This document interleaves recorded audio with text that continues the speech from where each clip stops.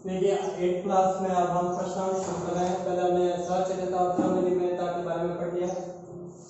पहला प्रश्न है हमारा कि उचित गुणधर्मों का उपयोग करके मान ज्ञात कीजिए। उचित गुणधर्मों यानी सहचर्यता, क्रमनिर्णयता, बोर्डमास के नियमों का आपको उपयोग करना है, उनका ध्यान में रखते हुए उसे सॉल्व करना है। तो देखिए इसे ध्यान से कीजिए।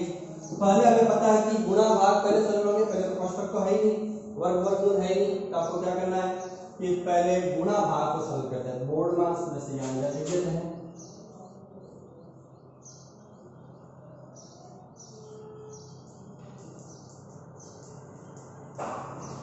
डी का मतलब बॉर्डर यानी कोष्ठकों को सॉल्व करना है।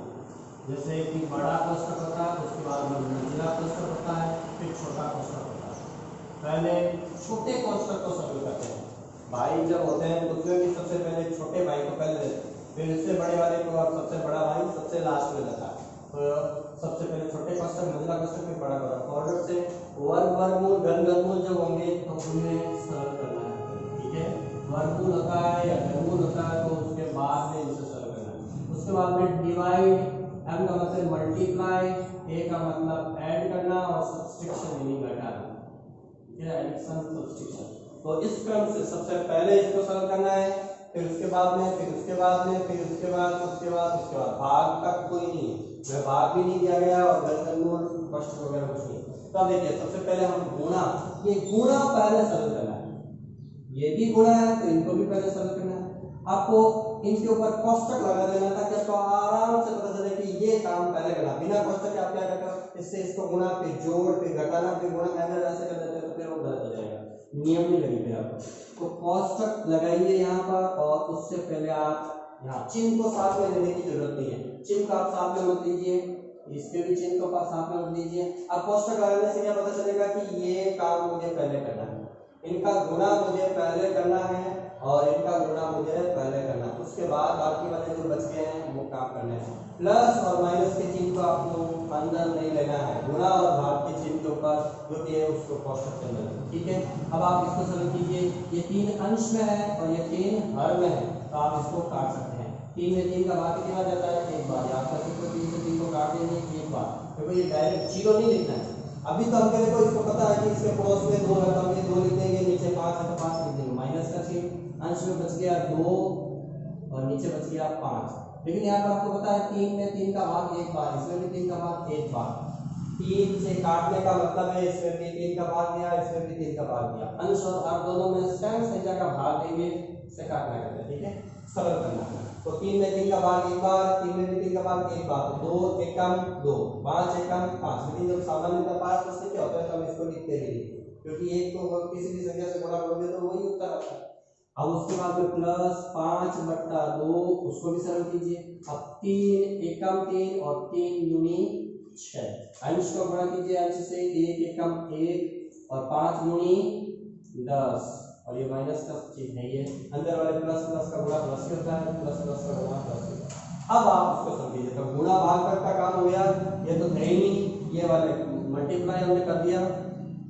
अब ऐड और सब्सट्रैक्शन होता है। अब होता है भिन्नों की जब हम जोड़घाती करते हैं तो उनके हर लसप लेते हैं, हरों की क्या लेते हैं, लसप। 5, 2 और 10 का लसप कितना आ जाएगा, 10। देखिए लसप वो संख्या है, वो छोटी से छोटी संख्या, ठीक है, जिसमें इन तीनों का भाग जाता हो।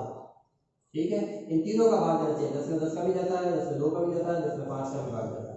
दूसरी भाषा में अगर हम सामान्यतः कहें तो इन सबके पहाड़े में ये संख्या आनी चाहिए।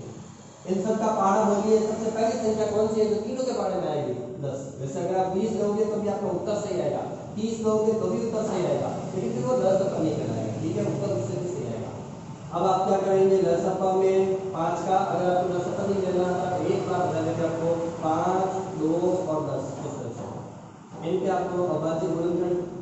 ठीक है, जैसे आप लसपा मसपा निकालते हैं तो तरह से आपको क्या निकालना है, लसपा तो 5 में। अब देखिए सबसे पहले 2 का भाग लेते हैं, 5 में तो नहीं जाता है लेकिन 2 में जाता है, 10 में जाता है। तो 5 में भाग नहीं गया, 2 में 2 का भाग एक बार गया और 10 में 2 का भाग 5 बार गया। अब आपको पता है किसी का भाग नहीं जाएगा, सीधा 5 आ जाएगा। तो 5 में 5 का भाग एक बार, 5 में 5 का भाग एक बार, इन दोनों का गुणा कर दीजिए, आपका लसपा आ जाएगा। तो 5 गुनी 10।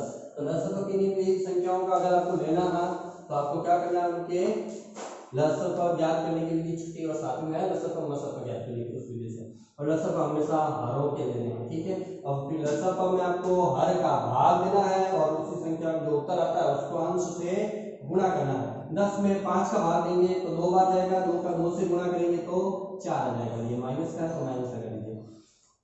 अब 10 में 2 का भाग दीजिए, कितनी बार जाएगा 5 बार, 5 का 5 से गुणा करेंगे तो 25, ठीक है। अब 10 में 10 का भाग एक बार जाएगा, 1 को अंश से गुणा करेंगे यानी 1 से करेंगे 1 आएगा, ये चिन्ह ऊपर वाले के साथ लगाना, ठीक है। अब देखिए कितने हो जाएंगे, प्लस के तो हो गए 25, और नहीं तो आप ऐसे भी निकाल सकते हैं 25 माइनस 1 कितना होगा 24, और 24 माइनस 4, 24 में से 4 घटाएंगे तो 30 कर देंगे। फिर आप देखिए प्लस के तो 25 है, माइनस का 1 और माइनस के 4, माइनस के 5 हो गए। अब आपको ये ध्यान रखना है ये माइनस माइनस प्लस नहीं होगा, माइनस माइनस का गुणा करने पर भाग करने पर प्लस होता है, जोड़ माइनस के 4 होती है और माइनस के 1 होती है, माइनस के 5 होती है। 25 में से 5 घटा देंगे 20, 20 में 10 का भाग कितनी बार जाएगा 2 बार, 2/1 या 2, ठीक है। 2 में 1 का भाग देंगे तो 2 उत्तर आ जाएगा।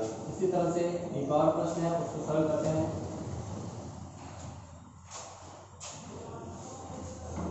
और फिर मैं आपको एक होमवर्क में दूसरा प्रश्न दूंगा इसी तरह, ध्यान से कर लेते हैं थोड़ा, 2/5 इंटू -3/7, इसमें देखो कोष्टक खुद ही लगा दिया, इसमें -1/6 मंजिला कोष्टक, आप छोटा कोष्टक लगाना है, 1/6 इंटू 3/2 प्लस 1/14 इंटू 2/5, ठीक है। अब देखिए गुणा भाग जो है उसको पहले सरल करना है। अब देखिए 2/5 और 3/7, 3 का 7 कैसा है माइनस का, और ये कैसा है प्लस का। इस प्लस की संख्या और इस माइनस की संख्या को आपको क्या करना है गुणा करना है, तो गुणा का काम तो पहले होगा, तो इस भिन्न और इस भिन्न को गुणा करना है, तो हम इसके ऊपर एक बड़ा प्रश्न लगा देते हैं कि ये काम हमें पहले करना है, इनका गुणा पहले करना है। ये तो माइनस करना है तो इसको आप हटा बीच में रख देंगे, इन दोनों का गुणा करना है तो इसका कोष्टक लगा दीजिए कि ये काम पहले करना है, इनका भी गुणा करना है तो ये काम के ऊपर पहले भी कोष्टक लगा दीजिए। प्लस और माइनस वाले चिन्हों को अंदर नहीं लेना, ये तो अंदर से था ऑलरेडी इसका चिन्ह, ये देखिए ये प्लस माइनस है मतलब जोड़ बाकी कीजिए इनकी, और ये तो इसका खुद का चिन्ह है माइनस ऋणात्मक संख्या। अब देखिए आप इसको इससे गुणा कीजिए, इससे इसका गुणा कीजिए, अगर करते हैं तो काट दीजिए, नहीं करते हैं तो आप ऐसे 3 के पाड़े में और 5 के पाड़े में, कोई भी दोनों एक संख्या के पाड़े में नहीं आते, और 2 और 7 भी सेम संख्या के पाड़े में नहीं आते, तो अंश उसका गुणा कीजिए 3 दूनी 6, 5 और 7 का गुणा 7 हो जाता है 35, और प्लस और माइनस की संख्या का गुणा माइनस, समझ गए। उसके बाद में 3 1 कम 3 और 3 दूनी 6, 2 से 2 काटना नहीं है क्योंकि ये तो नीचे ही है दोनों, एक अंश में होता है एक हर में होता है तो काटना है, काटने का मतलब भाग से, ठीक है ना। तो अंश और हर का भाग होगा, 1 का 1 से गुणा 1, 2 का 2 से गुणा 4। अब आप इसको काट दीजिए, 2 के पाड़े में 1 बार में आता है और 2 के पाड़े में 7 बार में आता है, 1 1 का गुणा 1 हो गया और 7 और 5 का गुणा 35 हो गया। 35 और 4 का अभी जैसे बताया था उस तरह से अगर आप लसक निकालोगे तो 140 आ जाएंगे लसक। अब 140 में 35 का भाग देंगे तो 4 बार जाएगा, 4 का 6 से गुणा करेंगे, 4 छंग 24, माइनस का है तो माइनस कर दीजिए। 140 में 4 का भाग देंगे तो 35 बार जाएगा, 35 का अंश से गुणा 1 से गुणा 35 से कम 35। उसके बाद 140 में 35 का भाग देंगे 4 बार जाएगा, 4 का 1 से गुणा करेंगे 4 कम 4 प्लस का। अब प्लस प्लस वाली संख्या को आपस में जोड़ दीजिए, माइनस माइनस वाले को आपस में जोड़ दीजिए, माइनस के 24 और माइनस के 35 अगर आप इनकी जोड़ करोगे तो माइनस के 59 और प्लस के 4। अब आपको पता है कि प्लस के 4 कैंसिल होंगे तो माइनस के भी 4 कैंसिल हो जाएंगे, यानी 4 से 4 घटा देंगे, ये काटना नहीं हुआ ये घटाना हुआ, ठीक है। अभी आपको सैनिक वाला बताया था तो माइनस के प्लस के 4 सैनिक बनेंगे तो इधर से माइनस के भी 4 सैनिक बनेंगे, तो माइनस के तो 55 सैनिक बच जाएंगे और प्लस के सारे सैनिक। अब आप इसको काट सकते हैं, आपका अंतिम उत्तर आ जाएगा। 5 के पाड़े आपको पता है 5 के पाड़े जब बोलते हैं तो उसमें ठीक है 5 0 5 0 आता है, तो इसमें 5 का भाग देंगे 11 बार जाएगा, इसमें 5 का भाग देंगे 28 बार जाएगा, और ये माइनस का चिन्ह माइनस है। अब ये अब प्लस में नहीं कटेगा और यही आपका अंतिम उत्तर हो जाएगा। ठीक है, दो टुकड़ों। एक प्रश्न है निम्नलिखित के योज्य प्रतिलोम ज्ञात कीजिए। तो योज्य प्रतिलोम सीधा प्रश्न है, इससे आपको ये जल्दी से ये भी करवा देते हैं। योज्य प्रतिलोम आपको क्या करना है, योज्य प्रतिलोम में जो आपका चिन्ह है उसे उल्टा करना है। क्या करना है, जो चिन्ह है प्लस का चिन्ह है तो माइनस में कर देना है, और माइनस का आता है तो प्लस कर दीजिए, बस ये हो जाएगा योज्य प्रतिलोम।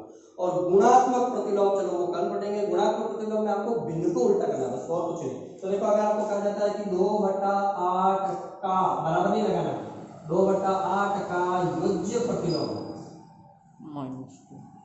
तो आपको लिखना है 2/8 का योज्य प्रतिलोम 2/8 होगा, लेकिन ये प्लस का चिन्ह है तो यहाँ माइनस लगा दीजिए, बस ये उत्तर हो जाएगा। आपको बराबर लगाने की जरूरत नहीं है। का योज्य प्रतिलोम लिखना है, ऐसे नहीं लिखना है 2/8 माइनस 2/8 बराबर, ये इसका मतलब ये फिर बराबर नहीं हो जाएंगे। ये प्लस की संख्या वो माइनस की संख्या तो बराबर कैसे हो जाएगी, ठीक है। इसी तरह से आपको कुछ प्रश्न मैं होमवर्क में दे दूंगा। अभी ये तीसरा आपको बता देते हैं कि माइनस के 6/-5। अब देखिए ऑलरेडी पहले से ही माइनस में माइनस का भाग है ये, तो माइनस क्या हो जाएगा, प्लस हो जाएगा। तो 6/5 ये अभी इसका योज्य प्रतिलोम नहीं हुआ है, ये तो अभी माइनस में माइनस का भाग गया तो माइनस का भाग प्लस होता। अब इसका योज्य प्रतिलोम करना है, का योज्य प्रतिलोम। तो अब देखिए ये प्लस की संख्या है तो इसका योज्य प्रतिलोम माइनस का हो जाएगा ऐसे, ठीक है। 2/-9 प्लस कर देना है, 19 बटा एक प्लस वाला कर देता हूं 5 वाले से 19/-6 ये लिखा हुआ है। तो का योज्य प्रतिलोम, अब चूंकि ये माइनस की है 19/6 माइनस का है तो उत्तर आ जाएगा आपका 19/6 प्लस, ठीक है। अब आपको दो प्रश्न दे रहे हैं होमवर्क में, ये इनके योज्य प्रतिलोम आपको क्या बताना है, किताब से दे देते हैं। -5/9